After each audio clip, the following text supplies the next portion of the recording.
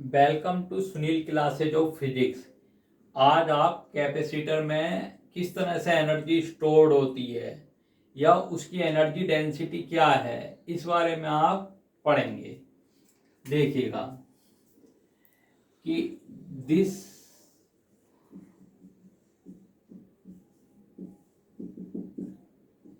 Is a capacitor which consist of to plates.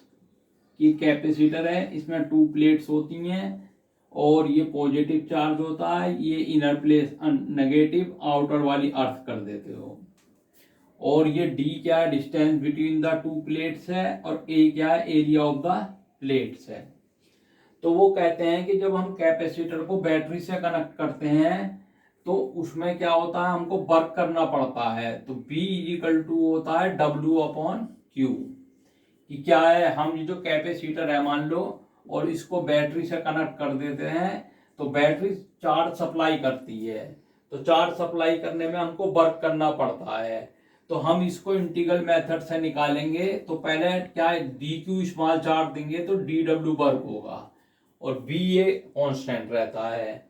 तो therefore क्या हो गया, dw equal to b into dq।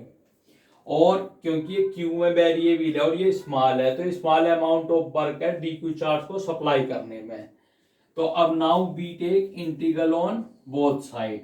तो dw का इंटीग्रल तो w हो जाता है इज इक्वल टू, और b होता है q/c। इसमें 1/c आप बाहर ले लेते हो, तो इंट्रीकेशन q dq आ जाता है। और q की पावर 1 का इंटीग्रल होता है q की पावर 1 + 1/2। तो ये हो जाएगा 1/c इंटू क्या है, q²। तो ये यही पोटेंशियल एनर्जी होती है। मेन पॉइंट ये है कि आपने ये कैपेसिटर है, इसको सप्लाई करी आपने, तो फिर क्या है, dq चार्ज दोगे तो dw अमाउंट ऑफ वर्क होगा। तो dw equal to b into dq। b को क्या है, q/c कर देना, इंटीग्रल कर देना, और ये q की पावर 1 का इंटीग्रल क्या होगा, q²/2।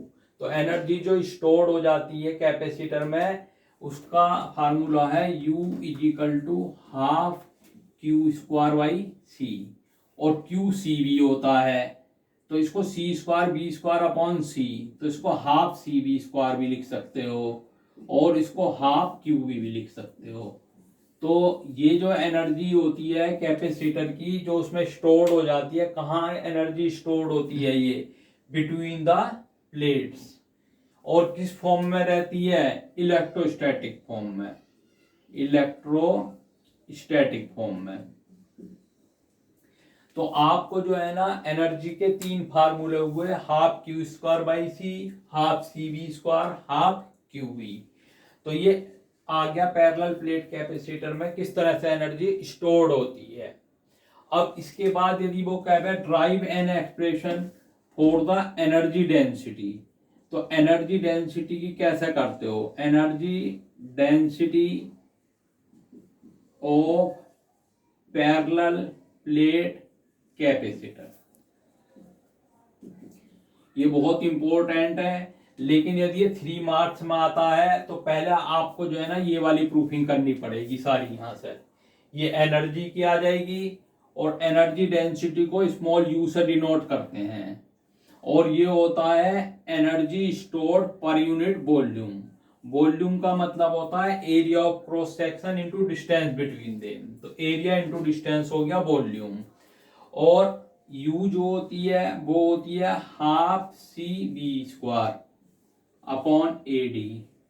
और C पैरेलल प्लेट कैपेसिटर का होता है ε0A/d।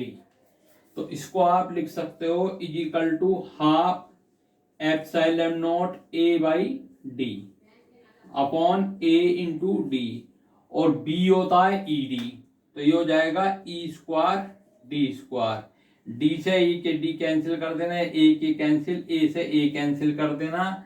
तो आपको ये एनर्जी डेंसिटी की एक्सप्रेशन आ जाएगी, U is equal to half ε0E²।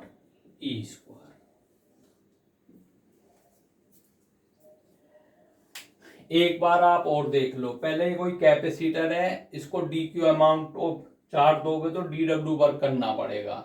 तो डी डब्ल्यू इजिकल टू आ जाता है बी इंटू डी क्यू, और बी की वैल्यू क्यू बाई सी, क्योंकि ये क्यू में वेरिएबल है, इसको रखा है हमने क्यू बाई सी, 1/c बाहर लेना, क्यू की पावर 1 का इंटीग्रल क्यू बाई 2/2 हो जाता है, तो ये एनर्जी स्टोर्ड आ जाती है।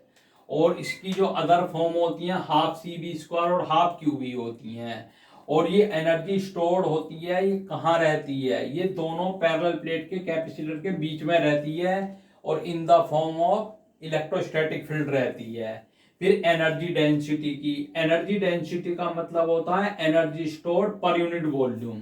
तो स्मॉल यू से एनर्जी डेंसिटी डिनोट होती है, और ये होता है energy stored per unit volume, area of cross section into distance. और यू की value half C V square रख देना, और सी को पैरेलल प्लेट कैपेसिटर से epsilon not a by D रख देना, और बी होता है ई इंटू डी, तो ये ई स्क्वायर डी स्क्वायर ये तो कट के जो आ जाएगा ये half epsilon not E square आ जाएगा। स्टूडेंट, यदि आपको कोई क्वेश्चन है या डाउट है तो आप नीचे लिखे फोन नंबर पर पूछ सकते हैं। और यदि आपको ये कैसा लगा वीडियो तो इसको शेयर करें, और धन्यवाद।